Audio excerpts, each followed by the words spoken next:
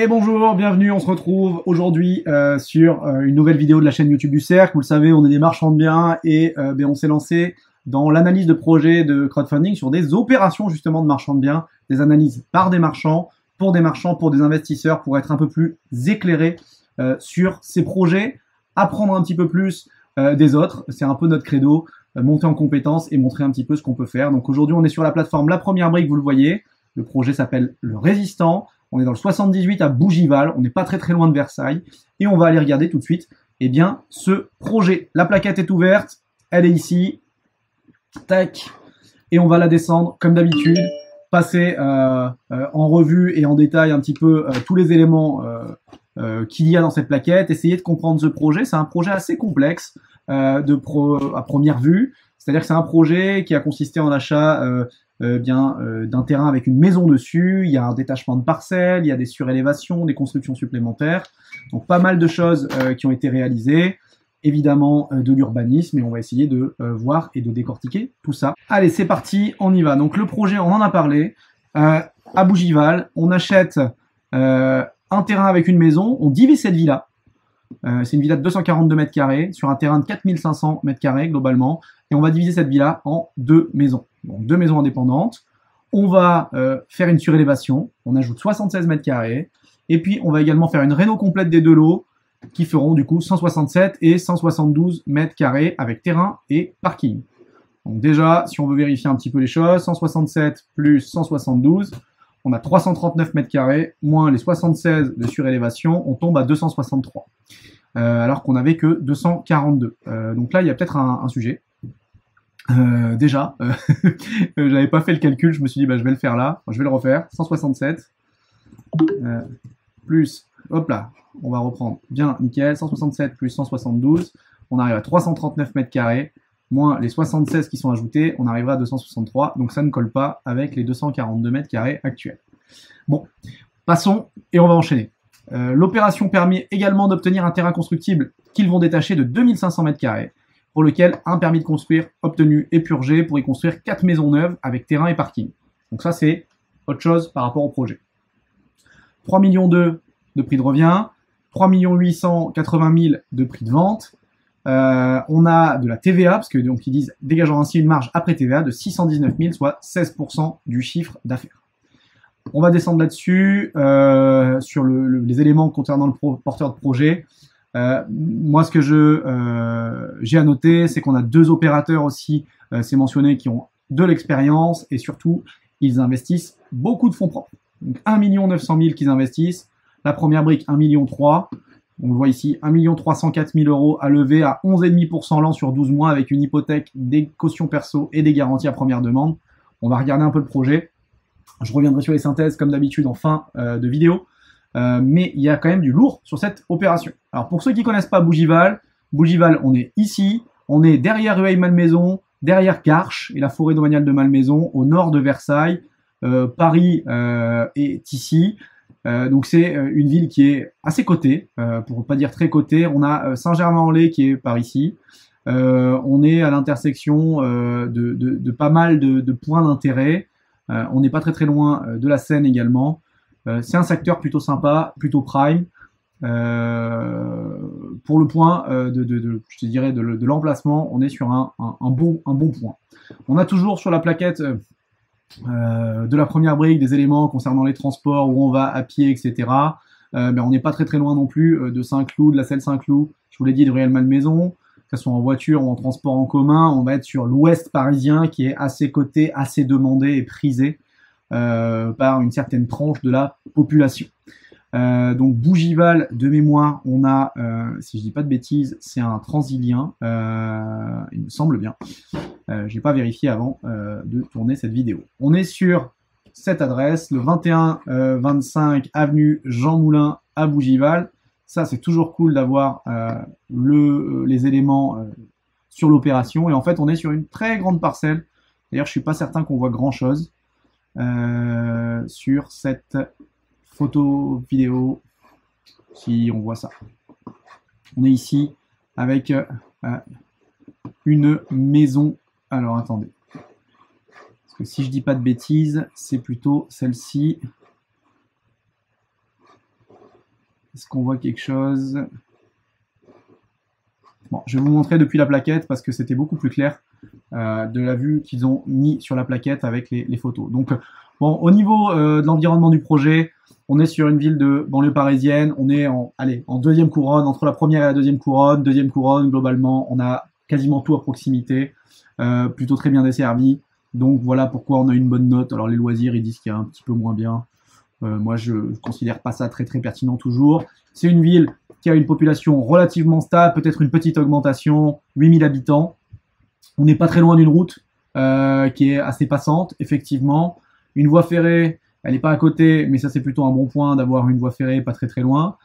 On a une revenu médiane dans la ville à 50 000 euros, c'est plutôt une ville assez cotée également au niveau du prix au mètre carré et des habitants qui sont en lien avec cela. Essentiellement des appartements, comme beaucoup de villes de banlieue parisienne, mais malgré tout, vous allez le voir, on a une sacrée parcelle. Donc c'était bien celle que je vous montrais à côté, là c'était la maison d'à côté. Et là, on a une grande parcelle, donc là, 0,280, 0,320, la maison qui est ici. Alors c'est vrai que quand, si vous n'êtes pas trop averti, mais globalement, un marchand de biens ou un aménageur, lotisseur, va chercher ce type de parcelle. Parce qu'on a un accès depuis la rue, on voit qu'il y a une grande partie qui n'est non construite. Quand vous voyez la taille et la dimension des autres parcelles aux alentours, vous vous dites qu'il y a peut-être quelque chose à faire. Et donc effectivement, je pense qu'ils ont prospecté, ils ont trouvé ce bien à la vente, et ils ont trouvé une parcelle qui avait du potentiel. Imaginez que vous faites des petites parcelles comme celle-ci sur ce terrain, il y a de quoi en faire quelques-unes des maisons. Parce que là, on se rend pas bien compte, mais ça doit déjà être des grandes maisons. Si celle-là, on a fait 242 mètres carrés, on pourrait peut-être faire encore au moins deux de 242 mètres carrés chacune. Donc il y a du potentiel et je pense que c'est ça qu'ils ont vu lorsqu'ils se sont positionnés, ces marchands. Donc le plan de la parcelle actuelle, donc c'est bien ça, la AL 280, c'est l'accès.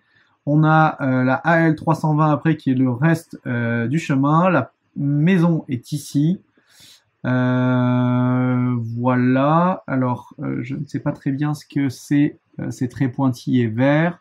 Derrière on a la route de la Selle Saint-Cloud et devant l'avenue Jean Moulin. Donc on est avenue Jean Moulin pour cette opération. Là vous voyez la rue, les clôtures ici. Donc ça c'est le plan de la parcelle actuelle. Les visuels en l'état. Donc vous voyez, je vous disais, on le voit pas vraiment bien tout ça là sur depuis la rue. Mais si on le regarde de dessus, vous allez voir, on va la voir cette maison. Alors, qu'on se trompe pas. Voilà, c'est toute cette maison-là avec l'accès qui est ici et la maison ici. Donc la maison est là et toute cette partie de terrain va faire l'objet d'une construction, d'un détachement et cette maison-là d'une rénovation, surélévation. Vous voyez la maison, on la retrouve ici. Donc on est à Bougival. Donc il y a un point, alors moi je ne connais pas exactement cette ville, je ne vais pas me prononcer sur cette 2x2 voies là. Je pense qu'il y a potentiellement un petit peu de bruit, mais malgré tout, c'est pas non plus une autoroute. Donc voilà. La maison est ici. Projet, on la surélève. Vous voyez ici, on est R+1, et la plupart sont R+1 plus comble. J'imagine qu'ils vont faire quelque chose de ce style-là, voire R+1 plus, non, la R+2 plus des combles. Donc j'imagine qu'ils vont faire quelque chose de similaire sur leur opération. On voit la maison, ici on a une grande terrasse, ça doit être l'appentis en fond de parcelle. J'imagine qu'il va être démoli celui-ci. Donc là on a les plans de la maison en l'état, on a un sous-sol, un rez-de-chaussée et on va avoir une division de cette maison en deux. Donc vous voyez ici une maison 1, ici une maison 2. Donc c'est très bien indiqué, je remercie ce dossier qui est bien présenté, on comprend très bien. Sachant qu'on a sur cette partie-là, du rouge que vous voyez ici, avec partie de la toiture à démolir. Donc en fait, ils vont démolir une partie de la toiture, et en fait, j'imagine que c'est cette partie qui n'est pas sous la terrasse. Donc vous voyez, ici on a la terrasse, et ici ils vont démolir. Donc la terrasse là, ça ils touchent pas. Ils vont démolir une partie de cette toiture pour la rehausser. On va voir les photos et les visuels du projet après. Donc là, on aura un débord de toiture, un séjour, un bureau, une chambre, deuxième chambre, buanderie, une cuisine, ça c'est au rez-de-chaussée. Et à l'étage, on va avoir, après les travaux, voilà ce qui va se passer. Donc la toiture, finalement, elle était plate, et j'ai l'impression qu'ils font une extension aussi derrière. Donc voilà un peu le futur projet. On revoit la maison actuellement. Oui, c'est ça. En fait, la maison actuellement, elle n'a pas la petite extension à l'arrière et elle a un toit. Non, le toit est relativement similaire sur la partie avant. Alors attendez que je comprenne. Donc ce toit-là m'a l'air similaire, mais c'est cette partie d'extension sur l'arrière, je pense, qui est réalisée. Donc là, la maison après travaux, effectivement, elle change d'emprise, puisqu'on a toute cette partie supplémentaire. Et du coup, on va avoir les photos de la maison 1. Donc celle-ci, on y accédera par le chemin, toujours la même chose. Là, ils ont coupé l'autre maison, hein, on la voit pas, mais elle existera toujours. Et en fait, cette maison aura sa partie jardin sur, on va dire, l'entrée, ou la partie côté rue, avenue Jean Moulin. Donc ça, c'est la partie maison sur rue. Et ensuite, on aura une maison numéro 2. Donc cette maison numéro 2, là, on voit le toit de l'autre maison, donc elles seront vraiment mitoyennes. Mais cette maison numéro 2, elle aura le jardin de l'autre côté, de ce que j'en comprends. Donc pareil, on a les plans du rez-de-chaussée de l'étage, et voilà la maison numéro 2. Donc maison numéro 1, je vous rappelle, elle est ici. Voilà, tout ça. Maison numéro 2, elle est ici, avec une entrée par là. Et puis sur ce plan, on voit apparaître deux autres maisons, et vous verrez que ça doit être certainement le reste du projet. Donc on aura 2 maisons, et c'est ça qui fait l'objet du financement. Depuis l'avenue Jean Moulin, là ils ont traité un peu les haies, parce que je vous disais on les voit pas depuis l'avenue Jean Moulin, ou alors peut-être que j'étais un peu haut. Est-ce qu'on le voit? Ouais, non, c'est difficile de voir la maison depuis l'avenue Jean Moulin. Mais en tout cas, on la verra. On va essayer d'ici. Non, même là, les haies sont trop hautes pour qu'on puisse voir la maison. Donc elle est bien, entre guillemets, protégée. Donc l'accès, c'était bien celui-ci, hein, où on voyait le panneau de la DP qui était indiqué. On la voit juste ici, la maison. Et donc du coup, on aura ce visuel depuis la rue. Voilà, on va aller plus haut. Donc ça, on est sur le pignon nord. On a des visuels des maisons intérieures, maison 1, maison 2. Bon, on voit que c'est du moderne. Bon, c'est des visuels 3D. Pas de sujet pas de sujet particulier par rapport à ça. Voilà un peu les éléments que j'avais à vous montrer là-dessus. Et maintenant, qu'est-ce que ce sont ces 2 maisons supplémentaires? Eh bien, c'est ce qui est indiqué ici. Eh bien, on a un projet immobilier qui a réalisé sur le reste du terrain et qui sera réalisé plus tard. En gros, qu'est-ce qui va se passer? Il y a un permis de construire qui a été obtenu et purgé pour la construction des 4 maisons. Donc, on a déjà 2 maisons ici. Et ensuite, on en a 4 sur le reste de la parcelle que vous voyez là. Donc, dans cette parcelle, où on est parti d'un bâti, on va en avoir finalement 6. Les 2 qui font l'objet de ce financement et le futur projet de 4 maisons supplémentaires. Et donc, je pense que c'est là où ils ont réussi à faire de la marge, ces marchands. C'est sur le fait de pouvoir diviser, morceler ce terrain. On appelle ça la densification douce. On va créer du bâti sur de l'emprise existante par, alors là, c'est pas réellement complètement des détachements parcellaires, mais c'est en partie des détachements parcellaires. Alors, qu'est-ce qui est mentionné? Le permis de construire obtenu et purgé pour les 4 maisons. Et ils vont prendre une hypothèque de premier rang sur la globalité de la parcelle, donc totalité. Et le financement servira uniquement à réaliser le projet portant sur les 2 maisons. Ok. Ils n'interviennent pas sur le financement des projets de construction des 4 maisons. Oui, effectivement, je pense que dès que les premières maisons 1 et 2 vont être vendues, eh bien, ça devrait suffire pour rembourser, j'imagine, l'intervention du crowdfunder dans notre cas présent. Pour autant, il est important de souligner qu'un permis de construire est obtenu et purgé sur le terrain constructible pour accueillir les 4 nouvelles maisons. Un rapport d'expertise a été réalisé par Galtier Evaluation, donc ça doit être un expert immobilier, et le terrain restant a été valorisé à 1 505 000. Donc le terrain,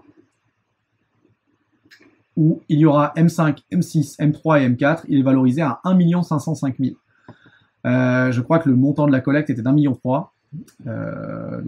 Déjà, en fait, s'il y a une hypothèque sur cette partie-là, en termes de garantie, c'est assez important, d'autant plus qu'il y a M1 et M2 qui sont déjà là. Donc en fait, la garantie doit être plus importante que ça. Je ne sais pas à combien elle va être estimée, mais je pense qu'elle est assez importante. Mais on va regarder un petit peu le bilan de l'opération.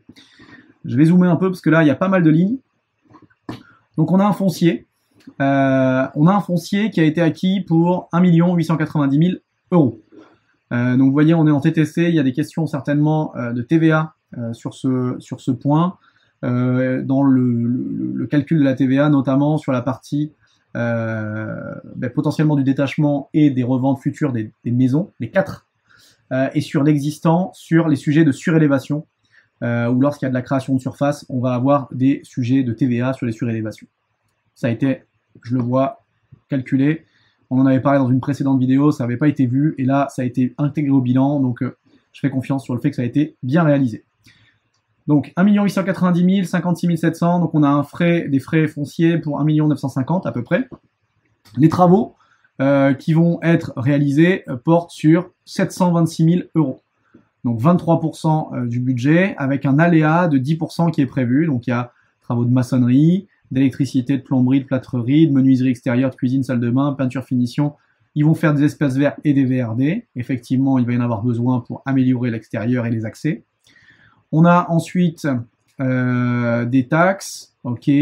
On a des frais d'études, donc ça doit être de sol, de structure, etc. Bureau d'études techniques et un maître d'œuvre d'exé pour le suivi des chantiers. Ils ont pris un coordinateur SPS, donc ça c'est obligatoire pour les chantiers, des assurances, notamment je pense qu'il doit y avoir une dommage ouvrage pour la surélévation. Les zonos de l'archi, donc on arrive avec un budget de 5%, 158 600 pour des honoraires techniques. Et ensuite on a des honoraires d'agence, ok, pour 10 000 euros. Donc je pense que c'est à l'acquisition. Ils sont faibles, c'est peut-être des frais d'un importeur. Donc ça a dû faire 1,9 million l'acquisition. On a des frais financiers de portage du foncier pour 100 000 euros. Alors ça, je ne sais pas à qui ils sont dus. On va regarder s'il y a peut-être des éléments là-dessus. Mais les frais financiers de portage du foncier, je ne comprends pas bien ce qu'ils viennent faire là. Et ensuite, on a la première brique pour 263 408. Frais financiers calculés sur 12 mois. Donc je pense que ça, par contre, c'est ambitieux, compte tenu des travaux à réaliser. Mais bon, à voir. Je pense que la durée cible aurait été préférable sur 15 ou 18 ou peut-être même 24 mois. Donc à voir ce qu'il en est. Donc le budget, c'est 12% pour ces frais financiers. Et donc ensuite, on va être sur des prix, un prix de revient de 3 204 000 et des reventes pour 3 880 000 euros. Donc en gros, ils vont vendre le terrain pour 1 505 000. C'est ce qu'on avait dans l'évaluation. 1 505 000. Ils vont vendre l'une des maisons, alors, je ne sais pas laquelle c'est, la 1, la 2, je pense que, voilà, 1, 2, 167 mètres carrés, on est sur 1 185 000, 3 places de parking, et la maison de 172 mètres carrés, jardin de 1050 euros, on va être sur 1 190 000 euros. Donc, on a de la TVA qui est résiduelle et qui doit être perdue, parce qu'ils vont devoir la rendre, et on a une marge finale de 619 000, soit 16% de marge. Donc globalement, au niveau des prix, ce qui a été pratiqué, c'est 602 euros par mètre carré pour le terrain. Donc de ce que je vois et de ce que j'avais, je m'étais renseigné un petit peu, j'ai eu les infos par la première brique, les 1 505 000, c'est vraiment le prix de l'évaluation, sachant que c'est plutôt un rapport qui est très conservateur. Et a priori, le projet consistera plus tard, si c'est possible, à construire ces maisons pour les revendre in fine. Donc ça pourra être que potentiellement mieux avec les coûts de construction qu'ils vont réaliser. On a un coût de travaux qui est de 2609 euros par mètre carré, avec les honoraires techniques au global. Ça me semble pas déconnant, d'autant plus qu'on a une partie de surélévation. Et donc les surélévations comprennent des coûts qui sont de ce type-là. On a 10% d'aléas. Ça aussi, ça me semble assez cohérent. S'ils ont réalisé ça, je pense qu'ils ont un petit peu réfléchi aux éléments. Sur le prix d'acquisition, ils étaient à 7 809 euros par mètre carré. C'est là où c'est intéressant de voir qu'est-ce que peut proposer un marchand de biens, comme peuvent proposer des fois des promoteurs immobiliers. Si vous êtes de Bougival ou que vous ne connaissez pas le secteur ou vous le connaissez, on regarde avenue Jean Moulin, le prix au mètre carré dans le secteur. On est sur des prix moyens plutôt aux alentours de 4 700. Peut-être qu'on peut aller très haut, jusqu'à 7 300. Et là, on a parlé d'une acquisition à 7 809. Alors, qu'est-ce qui a fait qu'ils ont pu acquérir à ce prix-là? Ou qu'est-ce qui a fait qu'ils ont fait l'acquisition à ce prix-là? bah, c'est la capacité de créer de la valeur par la division, la construction de maisons et la division du bâti existant. Donc ils ont acheté cher, clairement. Ils ont acheté cher au mètre carré par rapport au bâti actuel. Mais on a du potentiel de création de valeur qui a l'air important. Ils ont obtenu un permis de construire, purgé de tout recours, qui permet de confirmer qu'ils vont pouvoir construire ce bâti, et ce qui leur permet d'acheter relativement cher, bien que, je vous le rappelle, le financement ne porte pas sur cette partie.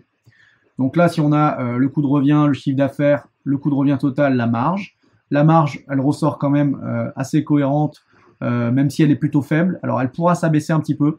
C'est le point que je trouve un petit peu délicat. C'est-à-dire que on a des frais, je vous l'ai dit, sur 12 mois et on a que 16% de marge. Donc s'ils ont sur 24 mois, la marge va plus être de 16, mais elle va être potentiellement de 10 ou quelque chose comme ça. Ils vont perdre les frais financiers d'une année supplémentaire. Et ça va écraser un petit peu leur marge.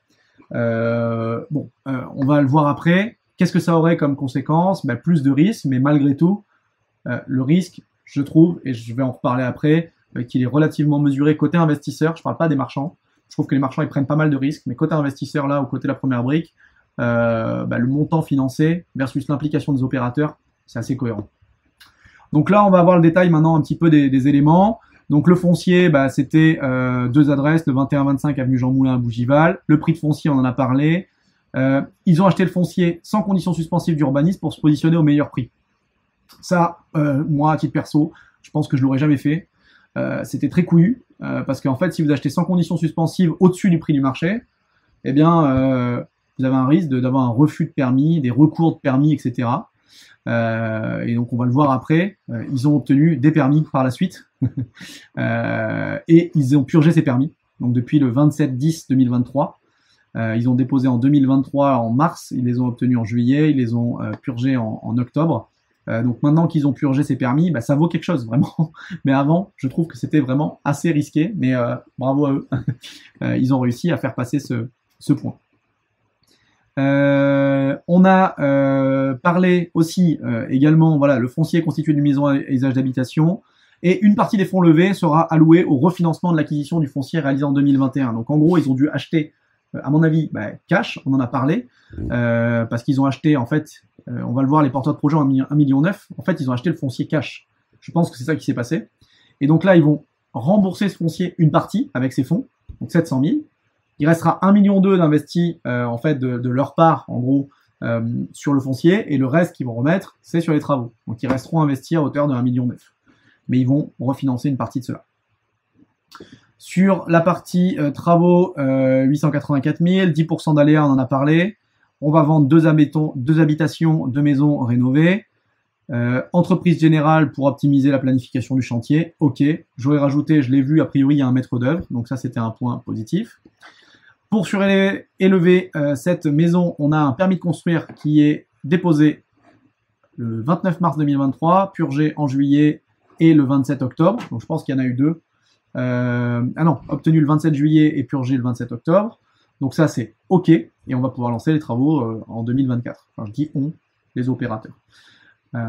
Moi, la question que je me pose quand je regarde ça, c'est qu'est-ce qui s'est passé entre 2021 et 2023 ? S'ils ont fait l'acquisition du foncier en 2021 et ils ont déposé un permis en 2023, ils ont perdu 2 ans, globalement. Alors, soit ils ont beaucoup d'argent, tant mieux pour eux, c'est super. Soit il y a un truc juste dans l'histoire là qui est un petit peu bizarre. Qui me pose question. Donc si j'avais les informations là-dessus, je les ai pas demandées, je les ai pas eues, forcément, mais je pense que là il y a un truc qui est un peu étonnant et ça aurait pu être amélioré là-dessus. On va sur un projet de surélévation et de revente fini, donc on n'a pas de commercialisation en l'état. C'est dommage. Peut-être que, encore une fois, on aurait pu, par le biais de vente d'immeubles à rénover, une vire, proposer un bien fini. Peut-être que aussi ils auraient pu vendre peut-être une partie du terrain ou le terrain à côté qu'ils ont détaché, maintenant qu'ils ont obtenu un permis pour les 4 maisons. Bon, je ne sais pas pourquoi ils l'ont pas fait. Peut-être qu'ils veulent aller jusqu'au bout, et on en a parlé. On en a parlé, le terrain de 2500 devrait être conservé par nos porteurs pour faire de la micro-promotion sur les 4 maisons neuves, donc j'entends. Mais c'est vrai que ça aurait été bien d'avoir de la précom sur cette opération, peut-être avec de la vire. Les honoraires d'agence sont faibles parce que l'un des porteurs de projet est négociateur chez Laforêt, ok, et la commercialisation des 2 maisons est en cours. Alors elle est en cours, j'imagine, depuis fin octobre, depuis qu'ils ont les permis purgés. Mais il reste encore la question de qu'est-ce qui s'est passé entre 2021 et 2023. Donc ça, c'est un point pour moi à voir. Bon, voilà les prix de sortie. On a des prix bas entre 4300 et 8000. Un prix de sortie du projet à 7000. On va être sur du quasi neuf, c'est-à-dire du réhabilité dans l'ancien. Donc quasi neuf, une surélévation, des jardins, des parkings, dans un environnement un petit peu modifié, etc. Pour une maison neuve, bon bah c'est ok, on n'est pas au-dessus des prix hauts du marché, on est plutôt dans la fourchette haute. Malgré tout, qu'est-ce qui se passe? Bah, si on va baisser un peu notre prix, vous voyez qu'on est un peu plus haut que certains prix hauts du secteur, eh bien on n'avait qu'une marge de 16%, mais on va s'y asseoir un petit peu dessus. Donc les aléas, autant les aléas travaux, etc., ça a été anticipé avec les 10%, autant si on fait un stress test de 10% à la revente, bon ben on perd un petit peu de marge. Et si on fait un stress test sur la durée de financement, on perd encore de la marge. Donc ces deux stress tests là posés, c'est pour ça qu'on va chercher des bases, des marges plutôt aux alentours des 20-25% pour être certain de ne pas avoir de problème. Et là, si on stress test et la durée de portage et le prix, je pense qu'on tombera sur une marge assez faible, voire nulle. On n'est pas dans le négatif, et vous allez le voir, du coup, vu l'implication des opérateurs, ça ne met pas en question et ça ne met pas en risque la dette, mais ça peut mettre en risque potentiellement les opérateurs ou tout le travail qu'ils ont fourni sur l'opération et qui pourrait amener à pas grand-chose in fine. Donc à voir pour la suite, mais les prix de sortie me semblent pas déconnants pour une maison quasi neuve. On a les prix de sortie du terrain, on est plutôt très conservateur parce qu'on est à 602 € du mètre, ça c'est l'évaluation, je vous rappelle, qui a été faite indépendante, alors qu'on est plutôt sur des prix entre 700 et 983. Donc je pense que les prix des terrains est plutôt très dévalué par rapport à ça. Et ils ont en tout cas un moyen de sortir de cette opération et de ce financement assez rapidement. Je vous rappelle, c'est 1,5 million le prix des terrains et 1,3 million la dette investisseur. Donc voilà pour les infos. Les études de marché dans le secteur, on a des prix qui sont relativement en augmentation depuis le début de l'année dernière. Voilà, donc c'est plutôt un bon point. On est sur un secteur assez dynamique, je vous en ai déjà parlé. Les durées de publication des annonces, 109 jours. Donc, je trouve que c'est assez haut pour quand même une commune de première ou deuxième couronne parisienne. Mais bon, c'est assez cohérent.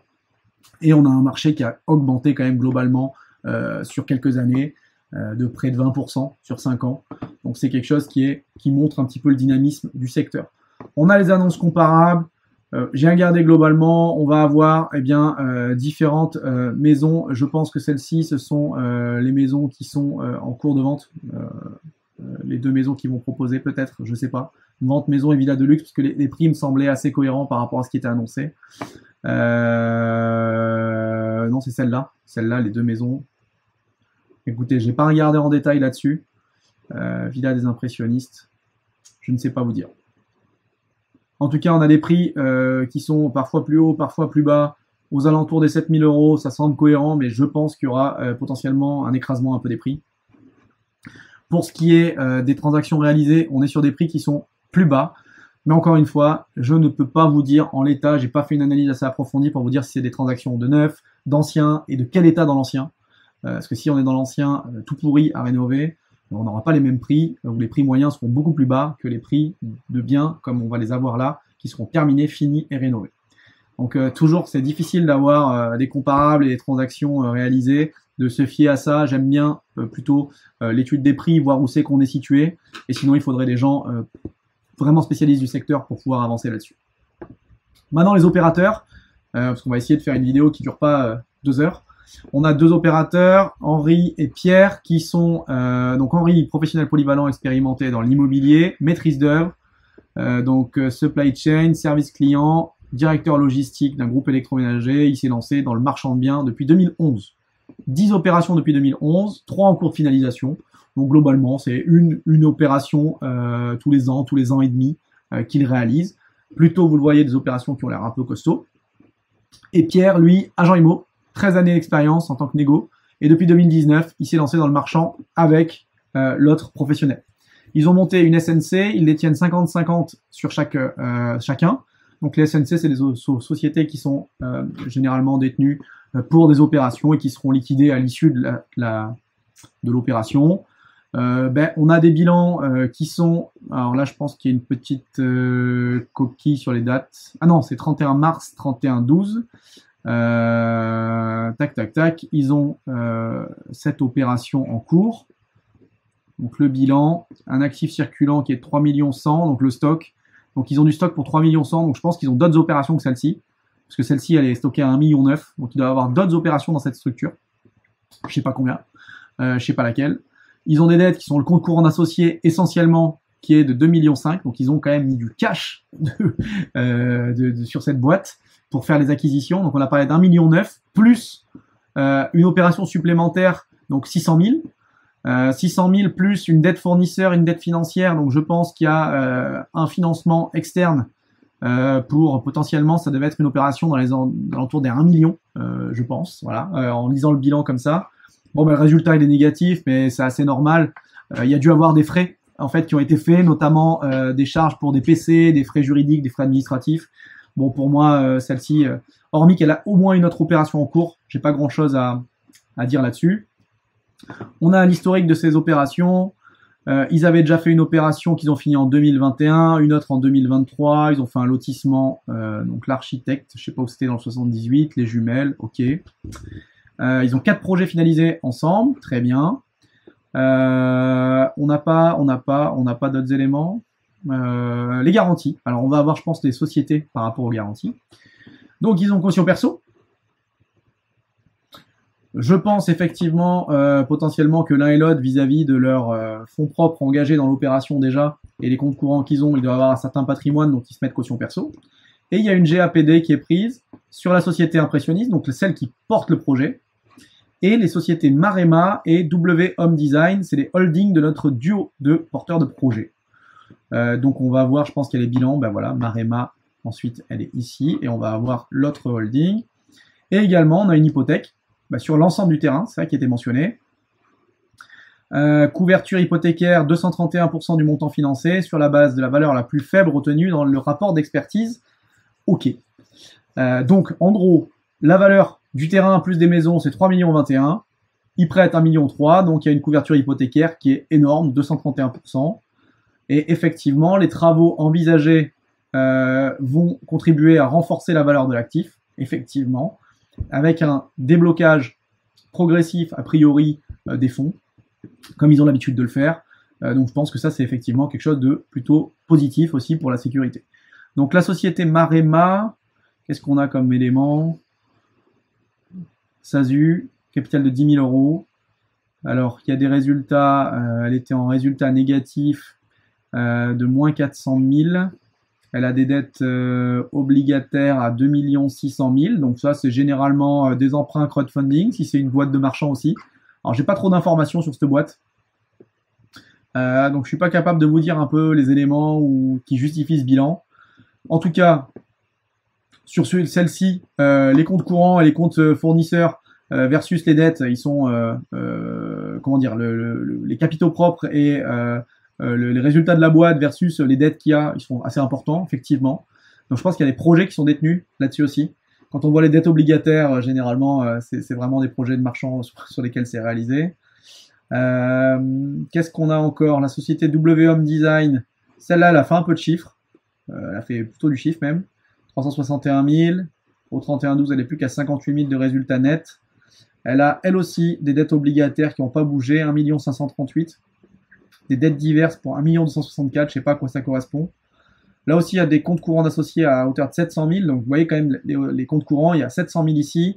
On a 2 millions 4 sur la société qui porte le projet là, la SNC. Donc, il y a quand même des fonds propres côté opérateur. Par contre, je ne sais pas expliquer le résultat net, d'autant plus que là, j'ai un sujet... on est sur un résultat net de moins 361 445, alors que là il est marqué 361 444. Donc là j'ai un sujet sur le montant, parce que je pense que le vrai résultat net de l'exercice est négatif. Donc là je me pose la question s'il n'y a pas une erreur, où il manque un petit moins. Bon, j'ai pas trop d'infos, j'ai pas d'infos sur cette société. Et on n'a pas eu l'organigramme. Si on a l'organigramme, chacune des sociétés ici, c'est la holding de chacun des porteurs. Et ils ont amené 1 900 000. En tout cas, W Home Design, elle me semble assez endettée, contrairement à l'autre, qui me semble plutôt moins problématique. Donc en fait, en gros, ils ont des projets chacun de leur côté. et des projets en commun. Je pense que c'est comme ça que ça s'est fait. Je suis pas hyper clean, hyper rassuré sur la garantie sur ce point-là. Je préfère pour le coup la garantie hypothécaire parce qu'on a une loan to value, une loan to acquisition qui sont quand même vraiment plutôt cohérentes. La garantie, on en a parlé. L'actif, une couverture hypothécaire 231%, c'est OK. Par rapport à la valeur de l'achat, en prenant pas en compte le permis obtenu, on avait une couverture de 145%. Oui, en fait, la valeur a dû augmenter. C'est-à-dire, vous avez une loan to acquisition et une loan to value. Bon, je vais pas revenir dans les détails, dans les calculs, mais la loan to acquisition, c'est par rapport au moment de l'achat. Sans le permis, ça valait beaucoup moins cher qu'avec le permis. Avec le permis, ça s'est amélioré. Donc la loan to value actuellement, grâce au permis obtenu, elle s'est améliorée. Elle est à 231%. Du coup, décaissement progressif, comme ils font sur la première brique, je vous l'ai dit, en fonction des travaux. On est OK là-dessus. On a parlé des financements. L'opération peut se solder raisonnablement en 12 mois. J'y crois pas, je vous le dis de suite. Je pense qu'on sera plutôt sur 18 mois, malgré tout. Voilà. Donc je sais pas, je vais pas vous dire plus, mais je pense que ça sera plutôt cela. Il y a une durée maximale de 18 mois. Je pense que effectivement, j'aurais fixé peut-être même plus, 24 mois max, et peut-être entre 12 et 18 pour le portage, parce que compte tenu des travaux à réaliser, je pense que ça peut prendre un peu de temps avec la commercialisation derrière. Mais on espère qu'ils aillent plus vite. Et ça sera tant mieux pour eux. Il y a un compte séquestre, ok, très bien, et on est arrivé au bout de la plaquette. Aussi, au niveau du calendrier, bon bah c'est là aussi où on a ce fameux trou dans la raquette. Août 2021, ils ont acheté. Et qu'est-ce qui s'est passé depuis août 2021? Bah, je ne sais pas. En octobre, ils ont purgé le permis qu'ils avaient déposé en mars. Donc il y a quand même une période de août 2021 à mars 2023. Je ne sais pas ce qu'ils ont fait avec ce projet. Ils ont peut-être travaillé la mairie, ils ont peut-être attendu des PLU qui changent, ils ont peut-être attendu plein de choses. Je ne sais pas. Mais là, il y a eu un temps de portage qui était important. Et dans la gestion d'une boîte, d'une trésorerie, il y a peut-être d'autres projets qui étaient plus importants que ça. Mais ça peut être un sujet. Levée de fonds en février, revente d'ici mars l'année prochaine et maximum en octobre 2025, on rembourse le projet. Je pense que revendre des projets entre les deux, ça sera cohérent et ça sera plus correct. Donc voilà un peu les infos et le bilan de cette plaquette. On va reprendre la synthèse comme d'habitude, les points forts, les points faibles. Hop là, pardon, on y est. Donc sur l'expérience des porteurs de projets, c'est un point fort pour eux, effectivement. Il y a de l'expérience dans l'immobilier, dans la commercialisation, dans la gestion de projets et entrepreneurs. Expérience entrepreneuriale, je pense qu'ils l'ont aussi, et ils ont déjà fait des projets. Donc ça, c'est plutôt un point fort. L'urbanisme intégralement obtenu et purgé, très bien. Et également purgé pour les 4 maisons supplémentaires, donc nickel. Moi, je pense que le gros apport des porteurs de projets, c'est ça qui sécurise cette opération côté investisseur. Néanmoins, je suis pas certainement sécurisé côté marchand si je devais porter moi-même cette opération. Je trouve que c'est beaucoup de travail, beaucoup d'implications et beaucoup de fonds propres pour peut-être très peu de retour sur investissement. La localisation, effectivement, Bougival, ville très demandée, ville de l'Ouest parisien, plutôt très cotée. La couverture hypothécaire, ça également, c'est une sécurité pour vous si vous êtes investisseur sur cette opération. Les points négatifs, il parle de la pré-commercialisation qui n'est pas obtenue. Effectivement, ça c'est un point faible. Je pense qu'ils auraient pu le faire plus tôt, peut-être. On a parlé de s'il y avait une baisse de prix, la marge baisserait également. Donc je pense qu'effectivement, on a une faible marge. Ça pourrait être un point faible supplémentaire parce qu'elle ne sera pas complètement capable de générer cette opération de l'argent pour les marchands de biens. Encore une fois, je le dis, pour les marchands. Pour vous, investisseurs, si vous êtes investisseur et que vous regardez cette chaîne, potentiellement qu'il y a de la sécurité par contre par rapport à ça. Mais effectivement, s'ils avaient eu de la préco, ils auraient pu confirmer les prix de revente plus certainement, réduire les coûts de portage et les coûts financiers. Le deuxième point faible pour moi, c'est que c'est peut-être trop optimiste sur la durée de l'opération. C'est-à-dire 12 mois, je trouve que c'est optimiste.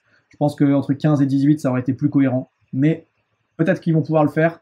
Et s'ils commencent à direct les travaux là, ça peut aller beaucoup plus vite peut-être. Mais encore une fois, j'aurais été un petit peu plus prudent.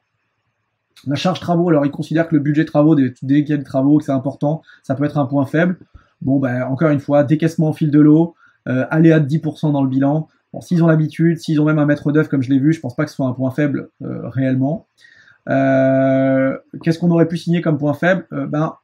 Je comprends pas bien qu'est-ce qui s'est passé entre août 2021 et août 2023. Ça, c'est un petit point faible également. Je le redis. Le dernier point faible, et ça je l'avais pas vu dès le départ, mais je tape les sociétés et le nom des boîtes sur un site qui s'appelle EO Crowdfunding. Et ça c'est un point, quand on regarde les sociétés, cette société a fait des levées sur différentes plateformes. Vous voyez Citesia, Fundimo, Look and Fin, Citesia, Fundimo, donc plutôt il y a 3 plateformes en fait. Et on a plusieurs projets, donc on comprend que il y a des opérations qui tournent. Il y a des opérations qui ont été remboursées déjà. On la voit, ces 2 opérations, ces 3 opérations. Il en reste quand même 1, 2, 3 qui sont en retard. Alors certaines, c'est ça qui est problématique. Alors c'est tout sur la même plateforme, sauf une. On a un retard qui est indiqué comme non contractuel. C'est-à-dire qu'il n'y a pas trop d'explications sur le retard. Alors je sais que le site n'est pas complètement toujours à jour. Donc à voir, à discuter. On a 2 opérations qui sont saines avec des remboursements qui interviendront prochainement. Mais il y a quand même un sujet sur l'exposition, et je l'aurais rajouté dans les points faibles, l'exposition des porteurs de projets, notamment cette société Marema, et qui est associée déjà avec WM Design, donc c'est les 2 boîtes, sur des projets de crowdfunding.